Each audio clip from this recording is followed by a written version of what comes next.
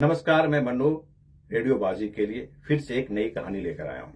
और मैं प्राची रेडियोबाजी से।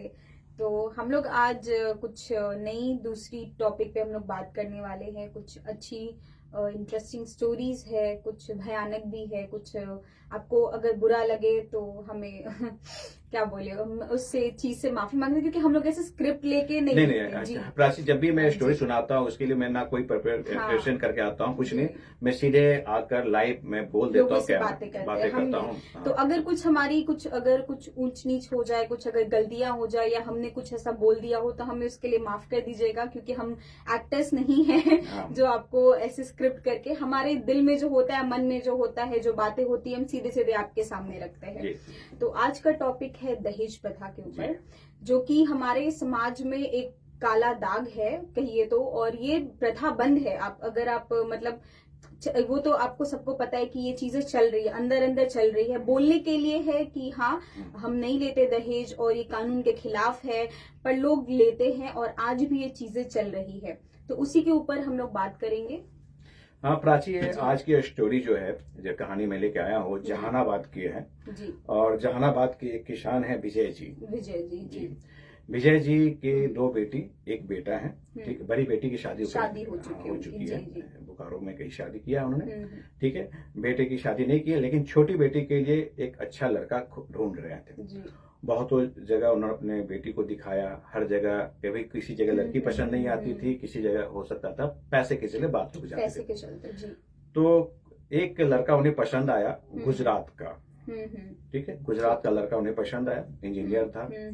तो बात चली, लड़की पसंद है, फिर बात थोड़ी सी रुक जाती है दहेज पे लेकर। दहेज पे लड़के वाले ने करीब 10 लाख के आसपास दहेज कुछ और जो सामान वो मांगा था, लेकिन इतना पैसे विजय जी के पास नहीं थे कि शादी करने। लेकिन तब भी देखा कि लड़का अच्छा है, तो इनके उन्होंने पास सोचा कि कुछ अरेंज कर लेंगे, अपने रिश्तेदारों से मांगेंगे, कुछ घर वालों से अरेंज करके कर लेंगे।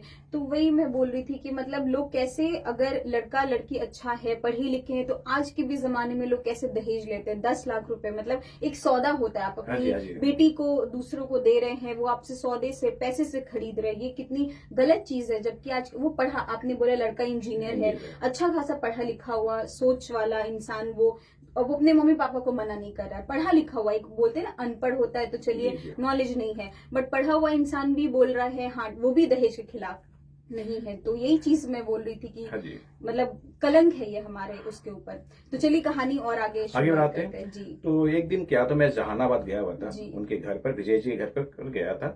तो वही बैठ के वो अपने भाई साहब के पास फोन लगाए थे। ठीक है, मुंबई में उनके भाई रहते हैं, तो उनको कॉल किया। वो अपनी बता रहे थे कि भैया अपनी बेटी की शादी ठीक कर दिया है और मेरी बेटी की शादी, ये स्टोरी, लेकिन मैं बता दूं, ये स्टोरी ये 9 साल पुरानी है। ठीक है, 9 साल पुरानी स्टोरी है। तो उन्होंने बताया कि बेटी की शादी मैंने ठीक कर दिया है और लड़का बहुत अच्छा इंजीनियर है। लेकिन मेरा मेन मोटिव था कि उनका था कि मैं बताऊं कि दहेज के लिए कुछ पैसे घट रहे हैं, उसके लिए मुझे के लिए कुछ जो पैसे घट, प्लीज मुझे हेल्प करें, बाद में मैं पैसे दे दूंगा। उन्होंने अपने भाई से ये बात कही और रिश्तेदार से पूछ। लेकिन मैं उस समय बैठा हुआ, तो उस समय वो बात कर रहे सामने ये बातें हुई थी, हो रही थी। वो बैठी हुई थी, उनकी बेटी जिनकी शादी होने वाली थी, आरती, वो भी बगल में बैठी हुई थी। बातें इधर उधर हो रही थी, लगातार देख रहे थे कि लड़का अच्छा है, ये भाभी का। लेकिन बार बार जिसकी बेटी की शादी हो रही, तो बार बार पापा के पैर में हल्का से इशारा कर बता, पापा पैसे मांगो ना, हाँ पैसे मांगो ना, कर्ज मांगो जो। लेकिन ये विजय जी खुलकर बोल नहीं पा रहे थे, हिचकिचा रहे थे। लास्ट टाइम में देख रहे बेटी जब मायूस टाइप का हो गया चेहरा, तो उन्होंने क्या किया कि बोल दिया कि भैया शादी तो सब ठीक है, लेकिन लड़के वाले ने 10 लाख दहेज मांगा है और मेरे पास पैसे घट रहे हैं, क्या हेल्प कीजिएगा। लेकिन उधर से जवाब आता है ना कि मैं पैसे नहीं भेज सकता हूँ, कि मेरे पैसे कहीं और इन्वेस्ट किया और पैसे अभी है नहीं।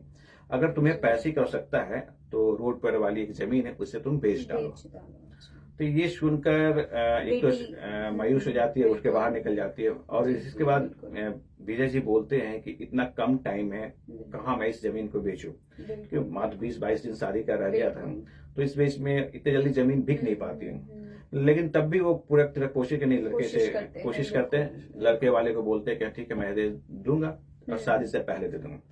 8 लाख उन्होंने दहेज दे दिया। अब 2 लाख रुपए की लटकी बात, लड़के वाले प्रेशर, लड़के वाले को झूठ बोले थे कि शादी के समय बाकी पैसे मैं दे दूंगा।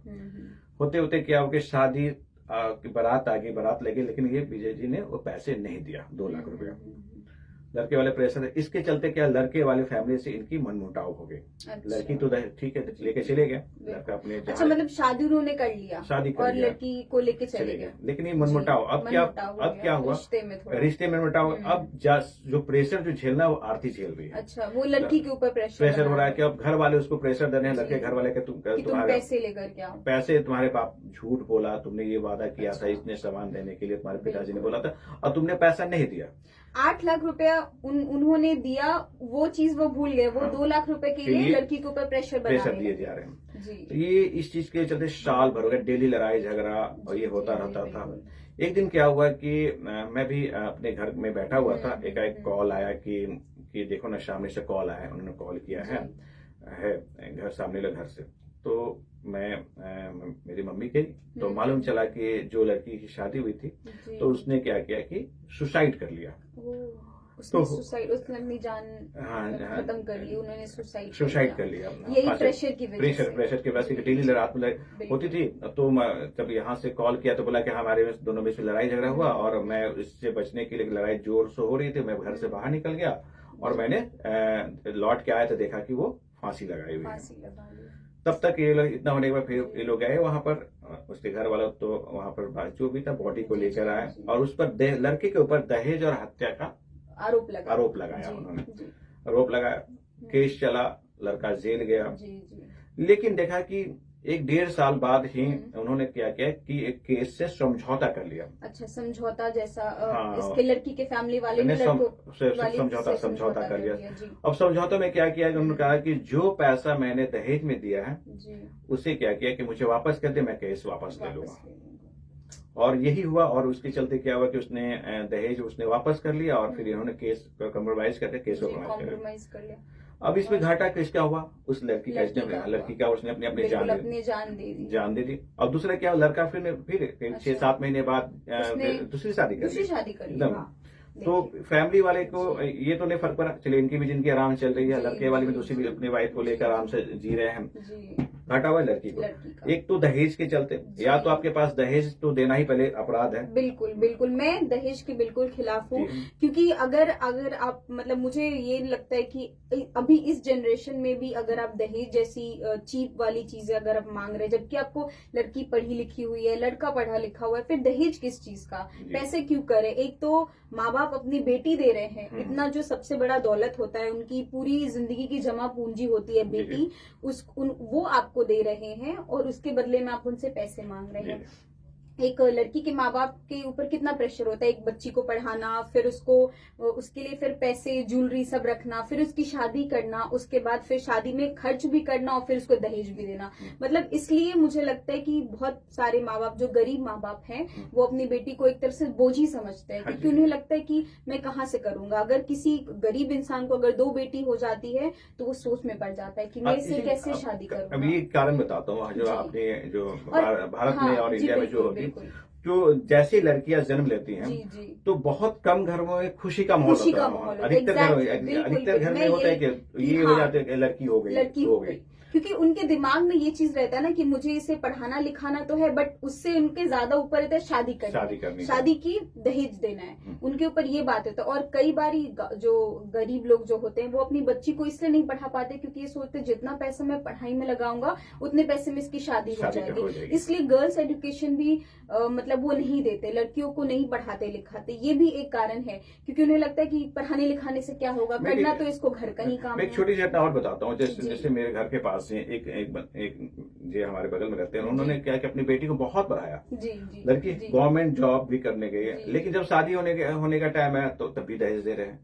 जी बिल्कुल, यही चीज मुझे समझ में नहीं आती कि आपको एक अच्छी खासी पढ़ी लिखी हुई लड़की मिल रही है, गवर्नमेंट जॉब वाली मिल रही है, फिर भी आपको दहेज चाहिए। और लोग बहुत प्राउडली मांगते हैं इस चीज को कि मुझे मतलब एक तरह से मैं बताऊं बोली लगती है कि अगर लड़का इंजीनियर है तो मुझे उसका मतलब कि 15 लाख चाहिए, अगर वो गवर्नमेंट जॉब में है तो भाई 50 लाख से तो नीचे दहेज नहीं, प्लस एक गाड़ी और मोटरसाइकिल जो भी उसे चाहिए वो। तो ये कितना गलत चीज है। मैं इसके सख्त खिलाफ हूँ, क्योंकि ये एक लालच होता है। अगर आप अभी मांग रहे हैं तो आप शादी के बाद भी मांगेंगे। अब सपोज ऐसा और भी वो होता चीज चलते है, रहता सपोज है। इंडियन गवर्नमेंट्स भी या भारत सरकार भी दहेज पर लगाए कि जो मांगता है, जो देता है जी, उस पर भी जी, केस होगा, जी, अपराध है, जो लेता है उस पर। जी। लेकिन ये होता कहाँ है? ये नहीं होता, कोई बोलता ही नहीं बोलता है ही ना, नहीं। बोलता ही नहीं है। दहेज को लोग क्या सिर्फ कहते हैं? नाम- as a gift, as a gift लोग अब बोलने लगे, डाउरी नहीं बोल करके एज ए गिफ्ट बोलते हैं। और उस पर केस नहीं होती है। जी, एज ए गिफ्ट बिल्कुल। मिला, इस पर केस नहीं होती है आपको। जी हाँ, वो तो नहीं होगी ना, क्योंकि वो तो गिफ्ट आपको मिला इतने का। पर ये मतलब मुझे यही लगता है कि अगर ये एक लालच होता है, पैसा एक लालच है। जैसे अगर उसने अगर अभी मुंह खोल के उसने 50 लाख रुपए मांगा है, तो कल को वो 1 लाख रुपए भी मांग सकता है, 50,000, 1 करोड़, कुछ भी मांग सकता है। अभी उसने 50 लाख मांगा, कल वो 1 करोड़ मांगेगा। अभी उसने 50,000 मांगा, कल वो 1 लाख मांगेगा। तो ये लालच बढ़ते जाता है। और मतलब मुझे यही लगता है कि मैं तो यही बोलूंगी कि जो भी लड़की के फैमिली वाले हैं वो दहेज चीजों को ना आगे बढ़ाए। वो सीधे सीधे पहले ही बोल दे कि हम दहेज नहीं देंगे, आपको शादी करनी है तो करो, नहीं तो फिर हम कुछ और देखते हैं ऐसे। बट फैमिली कहाँ मानती है। हाँ जी, उन्हें लगता है कि नहीं ठीक है, दहेज देंगे तो मेरी बेटी खुश रहेगी।